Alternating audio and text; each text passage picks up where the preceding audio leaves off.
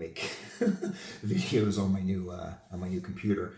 And I realized if I can send along the pictures of all the fish that we caught last week, I figured it might be kind of fun to show you how to tie one of the big mayflies that we were catching them on.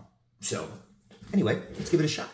So the what's cool about these big ones is the hooks. They're massive. Like that's the size of the hook that we use, which I'll show you one of the normal sizes that we tie with later.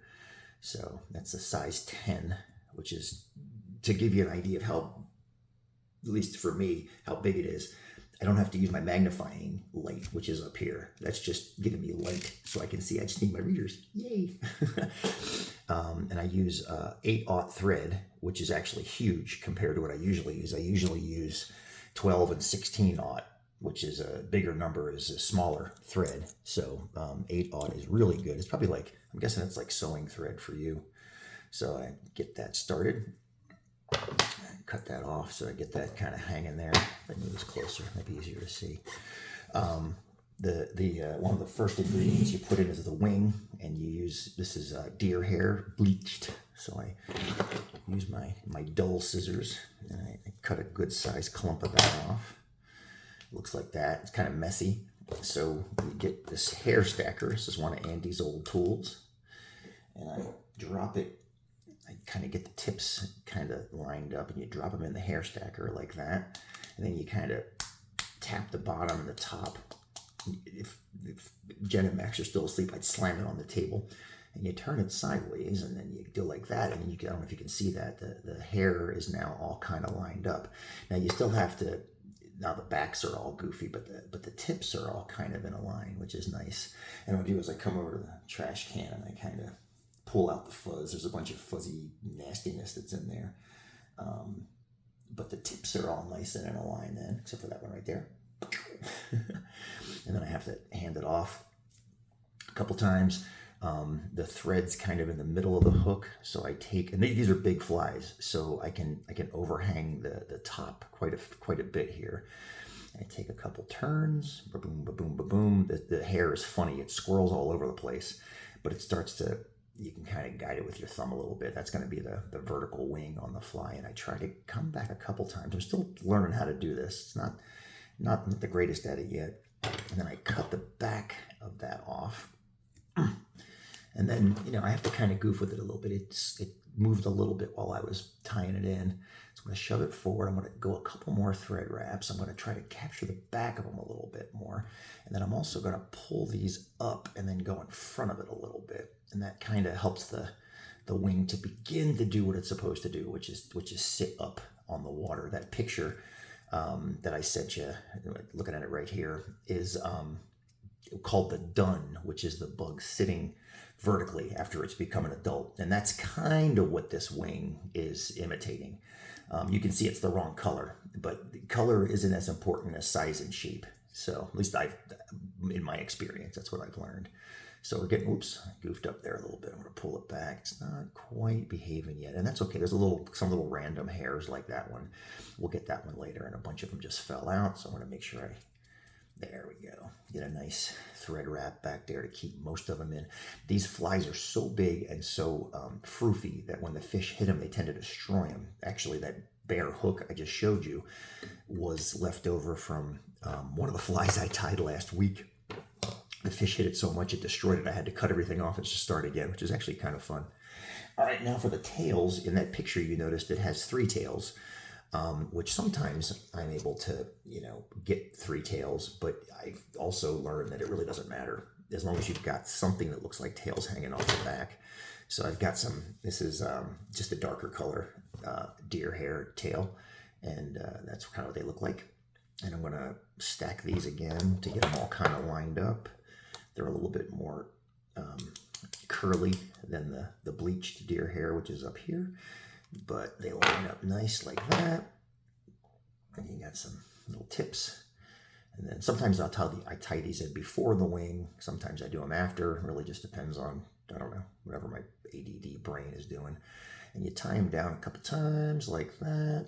And now the tricky part is getting the parts I don't want cut off, which are these guys in here. I'm going to spin the vise. I can cut that one off too. We don't want that. Let's see what else we got in here. We don't want those little dudes. That looks pretty good. That'll catch a trout. And then I'm going to do a couple more wraps to kind of cinch that down. There's one in there that I don't like. I wonder if I can get him out with the... I might just cut him off right there. Yeah, that's good. And then the ones that are left are pretty cool. They're sticking out like a mayfly tail. So it's starting to look like a mayfly. All right, now I got to find the ribbing material. I don't know where I put it, so I may just have to grab another piece. It's this, this sparkly stuff. So I'm going to grab one piece of that. Put this back. And then I tie this in along the side just to attach it for now. Boom, boom, boom, boom, boom. There we go. All right. So now that's attached. Whoops. Cinch that back up. And then you'll see what that does in a second. Come up behind the wing again. Then I grab what's called dubbing, which is this stuff. This is body color material. And I try to get a color that's fairly close to what the mayflies are. I think it's somewhere between this one and this one. So I try to use this one, which is kind of like a mid dark green. And you do is you kind of turn this on the thread like this. Yep, sometimes you lick your fingers. That helps it to kind of stick. Oops, that's a little too much. The trick with this is not putting too much on. And I've learned this the hard way. When you tie really small flies, it's really easy to put too much on. You can err a little bit on the side of too much with these because they're so freaking huge. Then I'm going to move the thread to the back, right at the base of the tail, and then start spinning it forward. What's nice about this stuff too is it allows you to put floatant in, which helps the fly to stay on top of the water. Now I'm going to do is I'm just going to spiral, if I can get it past that little bump. I'm going to spiral this shiny strip up, which gives it kind of that segmented thorax look that you saw in the original picture. They're crazy looking bugs. I mean, they're just so freaking cool. And there's so many cool parts to it, like their big fat heads. Here we go. Tie that. I'm going to wrap it a couple times and I'm going to cut it off. You don't have to bring this all the way forward. Fish don't really care that much. They hit them so fast. Okay, so now that's that. All right, I'm going to push this wing back a little bit. It's starting to come together. Do a few more thread wraps up top here. All right, and now there's only one more ingredient. I think this is probably the most important ingredient, which is it's kind of the legs and the wing as they flutter. These are a very, very fluttery insect as they're hitting the surface. I'll see if I can find somebody that's posted a YouTube video, but they're chaotic, and I think the fish really key in on that fluttery movement that they do while they're taking off. So this is blue dun. This is a rooster. It's called a saddle, and it's really, really cool. This is a lifetime investment. I bought this for, I think it was like $70 2 years ago, and there are more feathers in here than I'll ever tie with. And what's really cool is they go really, really small. Like if you get down at the very, very end, these little feathers that are right here, these are the ones I tie usually for the Fall River, the size 20s and the size 22s. Then you get these big ass ones at the back. And the one I need for this particular bug is somewhere in the middle. Something about like that. I don't know if you can see, I'm pulling that feather down and it's spiraling out. When you see the feather, it just looks like a feather. But then when you wrap it this way around the hook, it turns into webs. So I'm gonna tie that in back here. This is where it really starts to look like a crazy fluttery bug. And I'm gonna mess up the wing as I go. It's okay. I can fix it later. So I've got that in a couple times, and I'm gonna wrap it a few times behind that bleached deer hair wing. And then I'm going to push the wing back, and I'm going to bring it in front of it. And now I'm starting to, this is the end of a feather. I'm having a hard time holding it, so I'm going to get my little handy dandy hackle pliers and grab the tip of it. Hopefully this holds. Sometimes it does. Most of the time it does. This way it frees up one of my hands and I can let go and pull. And I got to make sure I leave enough hook up there so I can actually tie the damn feather off. So I'm going to do a couple passes. This gets very messy. I'm not very good at finishing these yet. Go around the feather a couple times to kind of lock it down. There we go.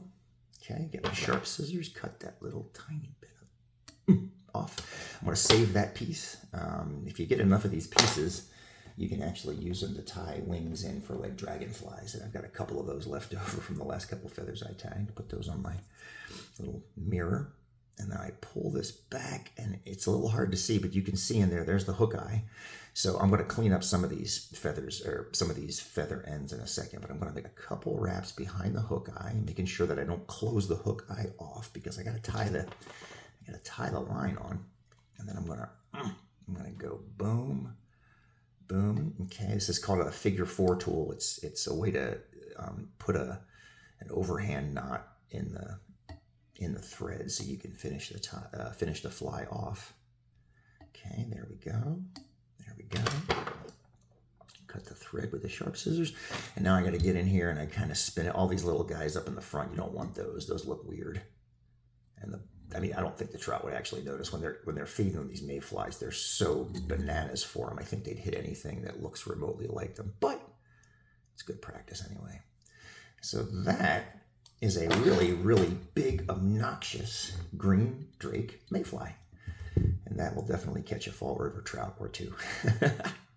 So I've tied a few of them this morning. I'm going to tie a few more before we take Max and Jen out next week. There's the green drake box. See, that's the one I just tied right there. I got a few more of them right there. This is a different pattern that just doesn't have the white wing. It doesn't do as well as these, which is why I only tied 2 of these and they're still in the box. These here are the same fly as that without the big vertical wing. Sometimes if they see this one too many times, I can drift one of these over, and since it's a little bit different, they'll actually hit it because they think it's a different bug. Trout are not stupid, but they're also not the brightest sometimes. And then I just wanted to show you the difference in the sizes. So let's see, this is the one I just caught at East Lake. So here's the green drake I just tied. Whoops, I just dropped it. It's still not a huge bug. So that's the green drake I just tied. I'll put it back in the vise. There. And this is the Calabatus mayfly that I caught the East Lake trout on. So you can see the difference. And this is an extended body Calabatus. You can see its little thorax hanging off the back there. That in and of itself sometimes won't even work. You have to go down to that size sometimes. So you can really see sometimes these trout get really, really persnickety with what they're willing to accept as a bug from you, which is why you carry many boxes.